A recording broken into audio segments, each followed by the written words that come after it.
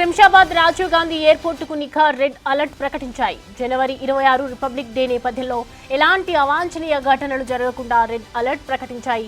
ఎయిర్పోర్టులో నిఘా పెంచారు సెక్యూరిటీ అధికారులు. ఎయిర్పోర్టుకు వచ్చే ప్రతి ప్రయాణికుడిని క్షుణ్ణంగా తనిఖీ చేసిన తర్వాతే లోనికి అనుమతిస్తున్నారు.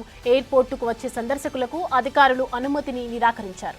అనుమానితులు, అనుమానిత వస్తువులు, అనుమానిత వాహనాలు ఏది కనిపించినా క్షుణ్ణంగా పరిశీలిస్తున్నారు.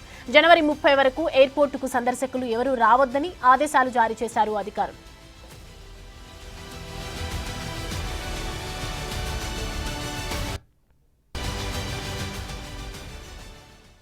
ఈ అంశానికి సంబంధించి మరిన్ని అప్డేట్స్ మా ప్రతినిధి రానా అందిస్తారు. రానా, ప్రస్తుతం చూస్తున్నాము తనిఖీలు నిర్వహిస్తున్నారు. ఎయిర్పోర్టుకి సంబంధించి ఎలా కొనసాగుతున్నాయి?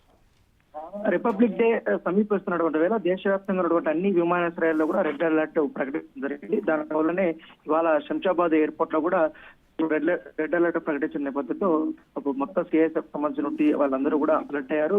ముఖ్యంగా ఇతర దేశాలకు వెళ్లే వాళ్ళకి డొమెస్టిక్ ప్రయాణాలు చేస్తున్న ప్రయాణికులందరినీ కూడా చాలా క్షుణ్ణంగా కూడా పరిశీలిస్తున్నటువంటి నేపథ్యంగా కూడా తనిఖీలు కూడా వారు చేస్తున్నారు. ఈ కోవలని ఇవాళ ఒక మహిళ 3 లైటర్స్ ని తీసుకెళ్తున్నటువంటి సంఘటన కూడా బయటపడినటువంటి నేపథ్యం అయితే కనపడుతుంది. ఎందుకంటే ఒక ప్రైవేట్ పార్ట్ లో ఆమె 3 లైటర్స్ ని పెట్టుకుని వెళ్తున్నాడు. దాన్ని కస్టమ్స్ అధికారులు కూడా గుర్తించినటువంటి నేపథ్యం కాబట్టి మొత్తం ఆ హైలైట్ ని వాళ్ళు ప్రకటించినటువంటి నేపథ్యం అయితే కనపడుతుంది.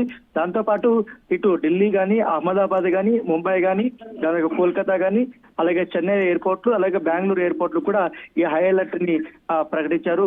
దీంతో పాటు ఇవాళ మొత్తం బ్యాగేజ్ కానీ మొత్తం ఎవరెవరు ఎక్కడికి పోతున్నారు ఏంటంటే వివరాలు సేకరించడమే కాకుండా వారు తీసుకొచ్చినటువంటి బ్యాగేజ్ లో ఉన్నటువంటి మొత్తం సామాన్లంతా కూడా ప్రత్యేకంగా కూడా మళ్ళీ స్కానింగ్ చేయడంతో పాటు మళ్ళీ పరిశీలన కూడా చేస్తున్నటువంటి నేపథ్యం అయితే కనపడుతుంది. సో ఏదేమిటి కానీ ఇంక 30వ తారీఖు వరకు కూడా ఈ ఆంక్షలు అనేది ఉంటాయనేది కూడా ఎయిర్పోర్ట్ అథారిటీ వాళ్ళు స్పష్టం చేశారు. ఎందుకంటే 20వ తారీఖు ప్రతి సంవత్సరం మనం చూస్తుంటాం. ఎందుకంటే ఎక్కువగా టెర్రరిస్టుల నుంచి కూడా బెదిరింపులు అనేది వస్తూనే ఉంటాయి. అనేక ఫేక్ కాల్స్ కూడా వస్తున్న నేపథ్యంలో ప్రతి సంవత్సరం ఈ రకమైనటువంటి హై అలర్ట్ అనేది తీసుకుంటారు. ప్రత్యేకమైనటువంటి భద్రతను కూడా ఎయిర్పోర్ట్లకి ఏర్పాటు అయితే చేస్తున్నటువంటి నేపథ్యం కనపడుతుంది.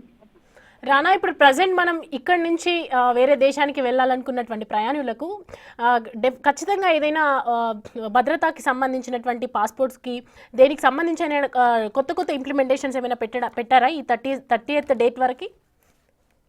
ఇవాళ నుంచి 30వ తారీఖు వరకు కూడా ముందుగా వాళ్ళకి చెప్పినటువంటి సమయం కంటే ఇంకా ముందుగానే రమ్మని చెప్తున్నారు. ఎందుకంటే చెకింగ్ వెరిఫికేషన్స్ చాలా ఎక్కువ ఉంటాయి కాబట్టి చాలా క్షుణ్ణంగానే తనిఖీలు చేయాల్సిన అవసరం ఉంటుంది. ఎందుకంటే ఎక్కువగా దుబాయ్ కానీ ఇటు యుఎస్ కి వెళ్ళేటువంటి వాళ్ళు ఎవరైనా ఉన్నారో అదర్ కంట్రీస్ కి, అలాగే డొమెస్టిక్ ఉన్న వాళ్ళకి ఎట్లాగూ పూర్తి స్థాయిలో కూడా చెకింగ్ ఉంటుంది. సో ఇంటర్నేషనల్ ట్రావెల్స్ కూడా పూర్తి స్థాయిలో వాళ్ళు మొత్తం వాళ్ళ వీసాలు కానీ దాంతో పాటు వాళ్ళు ఎక్కడికి వెళ్తున్నారు ఏంటిది వాళ్ళ పాస్పోర్ట్లు అన్ని కూడా చెకింగ్ చేసి ఐడెంటిఫై చేసుకున్న తర్వాత మాత్రమే అనుమతిస్తారు. కొంత వాళ్ళ మీద అనుమానం వచ్చినా కూడా వెంటనే వాళ్ళని కస్టమ్స్ అధికారుల దగ్గరికి తీసుకెళ్లి అక్కడ చెకింగ్ చేస్తారు. అక్కడ ఉన్న భద్రతా బలగాలు కూడా ఇవాళ దాదాపు 50 మంది దాకా కూడా అట్లా అనుమతులు ఉన్నప్పుడు కొంచెం సరైన వివరాలు చెప్పలేని వారిని కూడా పక్క తీసుకెళ్లి వాళ్ళ వివరాలను సేకరించిన తర్వాత వారిని వదిలిపెట్టారు. కాకపోతే గతంలో కంటే ఎక్కువ ఈసారి చెకింగ్ అయితే ఉండబోతున్నారని కూడా మనకు ఎయిర్పోర్ట్ అథారిటీ వాళ్ళు చెప్తున్నారు. దాంతోపాటు సిఐఎస్ఎఫ్ సంబంధించిన భద్రతా సిబ్బందిని కూడా మేము భారీ స్థాయిలో పెంచామని కూడా వారు చెప్తున్నారు. ముఖ్యంగా ఇక్కడ ఏదైతే ఇటు పాస్పోర్ట్లు తీసుకెళ్తున్న సమయం కానీ ఇమిగ్రేషన్ సంబంధించిన ప్రాంతంలో కానీ ఎక్కువగా రద్దీ లేకుండా కూడా ఎప్పటికప్పుడు వచ్చిన వాళ్ళంతా కూడా క్షుణ్ణంగా తనిఖీలు చేస్తూ 3 రకాలైనటువంటి తనిఖీలు చేసి మాత్రమే లోపలికి అనుమతిస్తామని కూడా ఎయిర్పోర్ట్ అధికారులు వారు చెప్తున్నటువంటి పరిస్థితి. Thanks for the updates Rana.